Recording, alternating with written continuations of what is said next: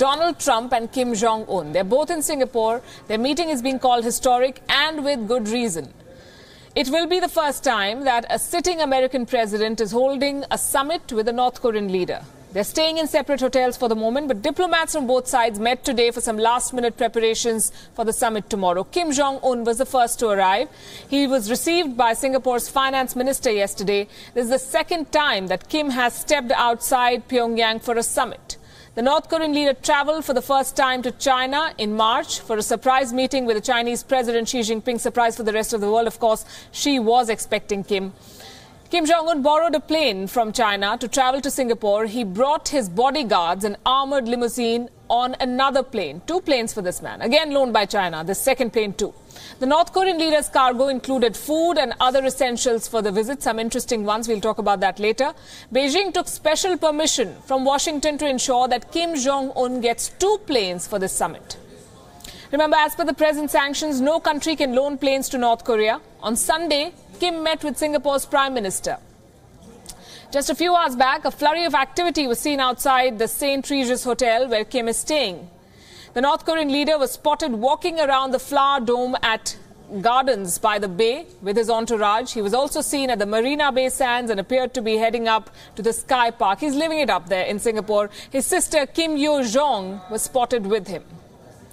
Now let's see what the other leader is up to. American President Donald Trump. He had a packed schedule today. He had lunch with Singapore's Prime Minister, where he was presented with an early birthday cake. As I said, he turned 72 on Thursday. During this lunch meeting, he was optimistic about the summit tomorrow. He later spoke with the South Korean President Moon Jae-in over the phone. Secretary of State Mike Pompeo held a press conference later in the day. He said that sanctions on North Korea will continue until Pyongyang completely gives up its nuclear weapons. As for the rest of the city-state, almost all the hotels in Singapore are near capacity. Crowds have surrounded the 2 hotels where Donald Trump and Kim Jong-un are staying. Nearly 5,000 journalists are covering this historic event, but they will not be allowed inside the hotel or the summit venue. What a pity. Singapore has been turned into a fortress. Nearly 5,000 cops have been deployed to guard the city, and that's a huge number by Singapore standards because the total staff of their police force is barely 13,000. So you can say that almost half the Singapore police force has been deployed to guard 2 men, Kim and Trump.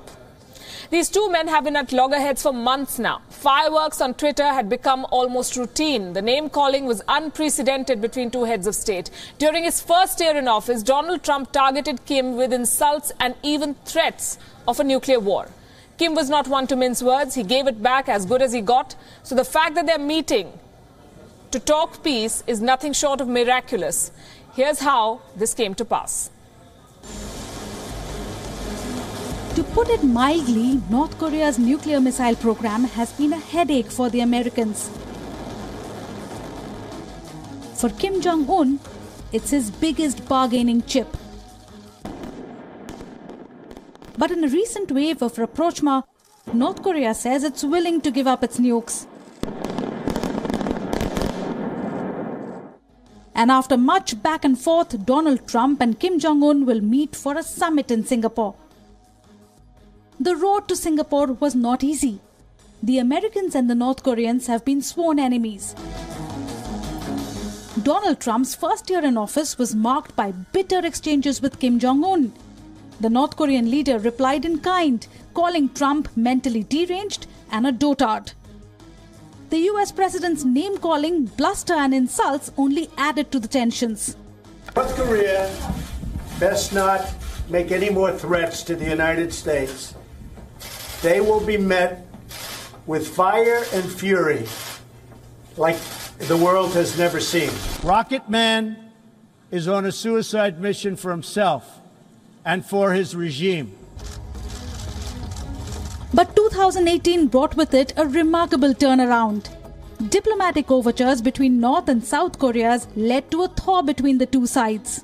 Well, we're going to see what happens on Singapore. We're going to see. And it could happen, could very well happen. But whatever it is, we will know next week about Singapore. And if we go, I think it'll be a great thing for North Korea. In March, Donald Trump announced that he has accepted an invitation from Kim Jong-un for a summit. Both leaders will be meeting at the secluded Sentosa Island in Singapore. But there's a shadow of skepticism over the summit. Donald Trump had even called off the meeting last month after a war of words between the two sides had resumed. Despite the hiccup, the summit is still on. Talks between the two leaders will be closely watched by more than 70 million people in the Korean peninsula. Bureau Report, WION. Can you think of some parallels between the North Korean leader and the American president? You could call them both rebels. They're going against the system. You could say they're both tempestuous, risk takers even. But who would have thought of this one? They've both made headlines for their toilet seats. No, this is not a joke. This is not fake news either. Let's start with Kim Jong-un. He's in a foreign land right now, and he's not a traveler.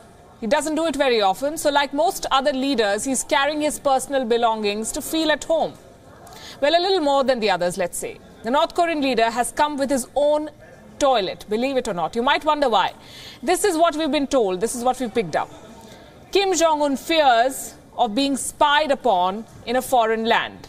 He's not just brought his own food, but also a portable restroom to stop his tools from being inspected. North Korea fears that foreign agents may take an insight into Kim's secretive life. It is also believed that Kim's poop contains information about his health and hence cannot be left behind. That's serious. But it's not a revelation of sorts. Kim apparently has portable toilets in all his vehicles and carries them everywhere. You could call it eccentric. Donald Trump, on the other hand, was also in the news for a toilet seat not very long ago. An 18-carat gold seat, no less. According to the American media, Donald Trump is a man who is obsessed with everything fancy. He requested a museum for a Van Gogh painting for his personal residence. The museum did not oblige. Instead, they offered America's president a fully functional 18-carat gold toilet. They called it America, confirming how art can be a terrific way of challenging the powerful. And food too can be a terrific way of reaching out, striking a warm note perhaps. Singapore is not holding back. It's laid out the table, not just for the two leaders, but all the visitors and locals as well. In the flavors of this summit, WION's Ramesh Ramachandran visited a Mexican restaurant which has designed special tacos and pinatas for this occasion. Take a look.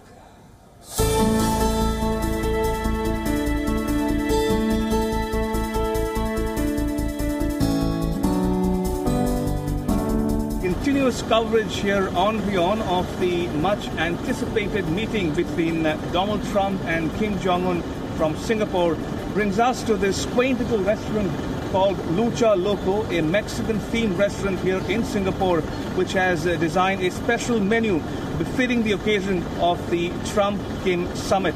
Now, this restaurant has been in the news ever since they created a special menu honoring the two leaders, Donald Trump and Kim Jong-un. Let's go in for a special tasting session. Join me.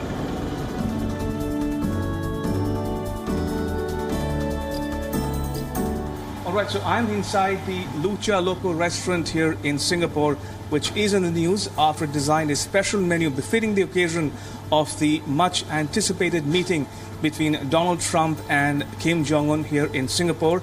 And joining me for more on this story is Leon Fong, the group marketing manager of the Lucha Loco restaurant. Let's talk to him. Hey, Ramesh. Hi, How are you? How are you? Good. Yes. Thank you for making time to speak to us about your special menu. Sure. So talk us through some of the piñatas and the taco that you've designed for the Trump-Kim summit. Look, it's a very rare occasion for two very controversial leaders to meet in Singapore, and we are Lucha Loco. We wanted to do something fun, something sort of lighthearted, a little bit tongue-in-cheek to celebrate this event. So we've actually created two very special tacos that represent each country. First being the El Trumpo taco, which is inspired by the U.S. Yes, this is the El Trumpo taco. And then we have come up with the Korean taco, which is the Rocket Man taco, which is Korean fried chicken. So yeah, the U.S. taco is a burger.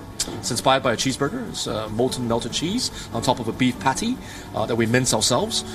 It's filled with chipotle sauce, barbecue sauce, with burger sauce, and on top of that, it's finished with pickled gherkins. Yeah, the Korean chicken or Korean taco, on the other hand, it's double fried Korean fried chicken It's glazed with a gochujang paste type of marinade.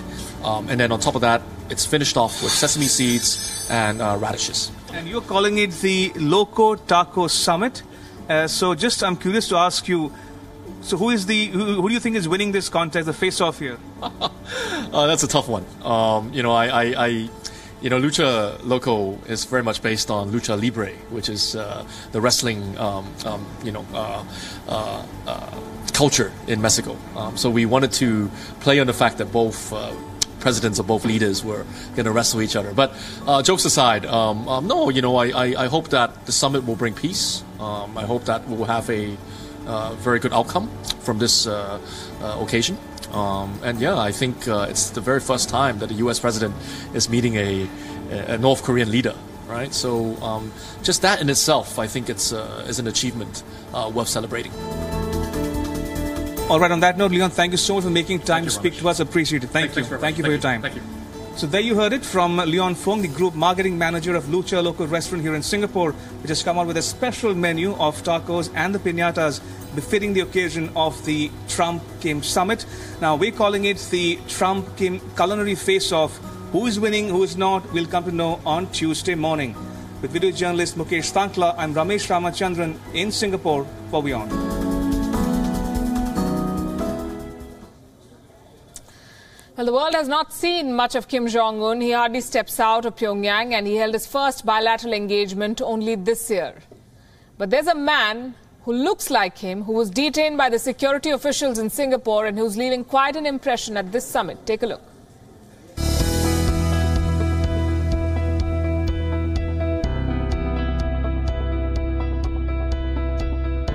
In 2011, when Kim Jong-un came on the scene, his father was still alive, Kim Jong-il, and he introduced Kim Jong-un, his son, to the public.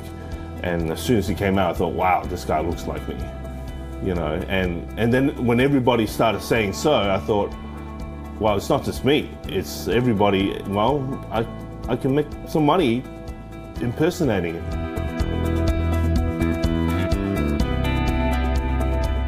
Since the election of Donald Trump, and by me teaming up with Dennis Allen, the Trump impersonator, my business have shot up. Requests for interviews have shot up because when you work in a team, there's a good dynamic between Kim and Trump. And I think because the world is just so crazy right now, people need a comedy relief, and we provide that. When my family found out what I was doing, they thought it was funny, but they said, you better watch out. And I think my mom bought a life insurance policy. So in case I get killed or murdered, she's gonna make some money.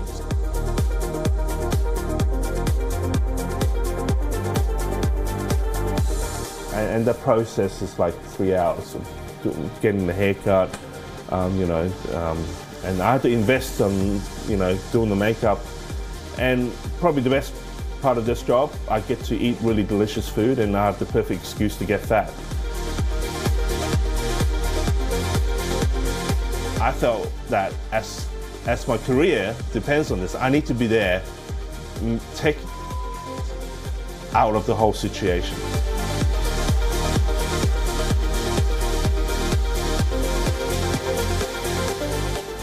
Every once in a while, the world sees a meeting that can potentially change the course of history. Tomorrow's meeting will be one such. As we look ahead to Tuesday's talks, we also look back at handshakes that redrew global power equations.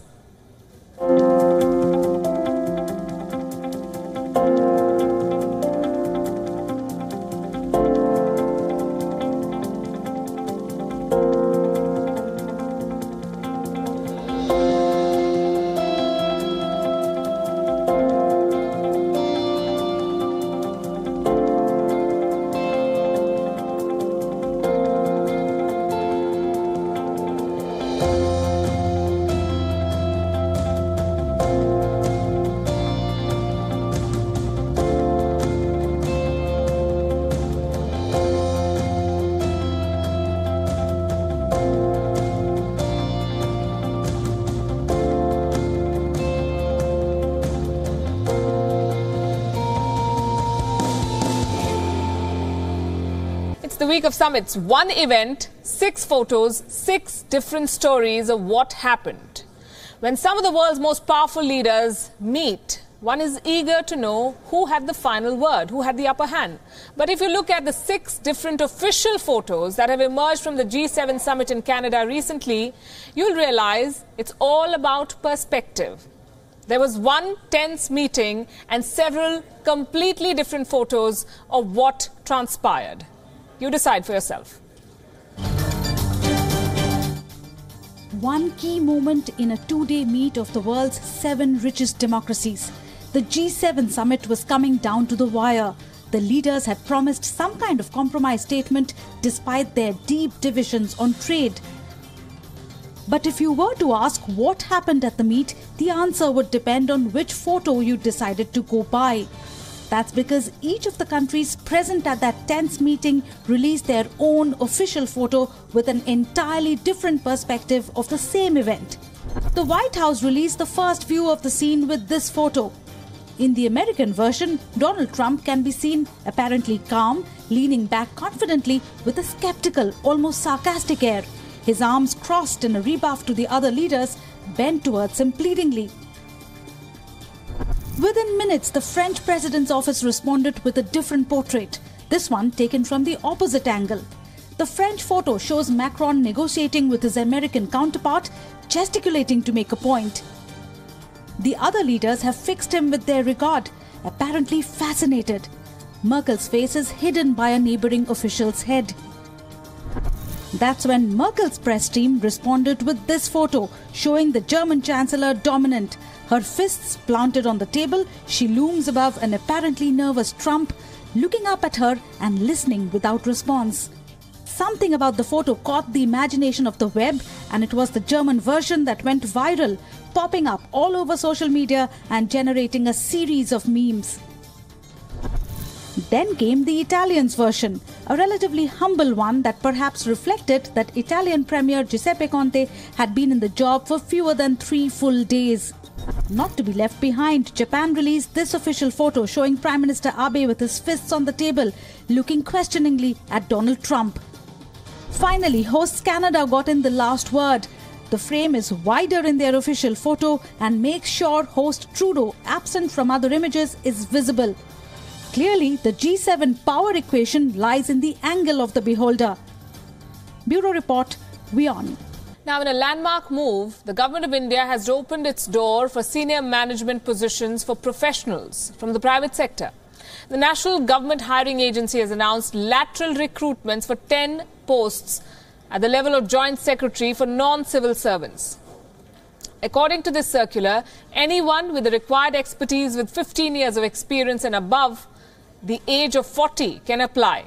This is the first time that senior management positions have been opened for non-civil servants, bringing talent from outside to do jobs of the government, to do tasks for the government. Unlike the other civil servants, these 10 new joint secretaries will not remain in service till the age of 60, till they retire, because it is a contractual employment only for 3 years. This can later be extended for 2 more years. Unlike the civil services exam, there is no written test for these posts. In fact, the 10 departments where this opening has been announced are Revenue, Financial Services, Economic Affairs, Agricultural Cooperation and Farmers' Welfare. Also Road Transport and Highways, Shipping, Environment, Forests and Climate Change, New and Renewable Energy, Civil Aviation and Commerce. Joint secretaries are placed at a crucial level of management in government operations. They lead policy making as well as the implementation of various programs and schemes of their departments. They report to the secretary in their respective ministry. They're normally appointed through UPSC exams. More than 48 lakh employees work in various central government departments. According to a 2015 report, nearly 4,20,000 posts are lying vacant. And this is an idea that has generated a fair bit of controversy in India. The question we're asking, is it an idea whose time has come? Write to us on wionews.com. Recent public protests in Jordan. Rulers of Saudi Arabia, Kuwait and the United Arab Emirates met with the country's king and pledged a $2.5 billion aid package to sustain the country's economy. Our West Asia Bureau Chief Daniele Pagani tells you why it's so important for Arab states to keep Jordan afloat. Jordan's King Abdullah II has got a breather from the economic crisis gripping his country. The Gulf monarchies of Saudi Arabia, the UAE and Kuwait have come up with a $2.5 billion aid package that will ease his $700 million current budget deficit and more. The money will go into a deposit in Jordan's central bank. It will guarantee a World Bank loan. It will provide a 5-year annual budget support and help fund development projects. Jordan is a buffer state with very sensitive borders. Syria to the north, Iraq to the east, Saudi Arabia to the south, and to the west of the Palestinian territories. Also, the Hashemite Kingdom of Jordan is the custodian of the holy shrines for Muslims and Christians in the holy contested city of Jerusalem. And, last but not the least, one of the most stable and long-standing allies of the United States of America in West Asia. The aid package is timely and is a recognition of the role of the Hashemite kingdom plays in preserving whatever stability remains in the region. It accounts for the relative speed at which the Gulf monarchies stepped in, although with what conditions only King Abdullah and his advisors know. But above all, the king had a duty to his people. He was quick to accept the people's demand and sack an unpopular prime minister who was pushing through an IMF-dictated $723 million economic reform plan. But the plan, which saw an end to food subsidies in January and broadening of the tax base, hit Jordanians hard. Many were forced to cut basic necessities to survive, consumption dropped, so did state revenues, and the public debt grew exponentially, with the budget deficit touching $700 million. In the streets of Amman, many blame these failures on decades of wrong economic policies and high levels of corruption. New Prime Minister Omar al-Razaz is trying to hammer out a strategy that takes into account Jordan's current economic situation. Jordan has an unemployment rate above 18%. Amman is most expensive city in the Arab world. Inflation has doubled since 2006. The country needs a long-term plan, but for the moment, the Gulf's $2.5 billion will help Jordan stave off the IMF while working out a sustainable, long-term economic plan. This money could come with a political price. In fact, Saudi Arabia, the United Arab Emirates and Kuwait are all involved in a hegemony struggle against Iran, which happens to be also Washington's main rival in West Asia. The Saudi monarchs were very quick to grant funds to Jordan. They perhaps wanted to avoid that the case of Jordan became similar to the case of Qatar, where Iran found a lot of space for economic and political movement. Daniele Pagani from Amman, Jordan, for WION.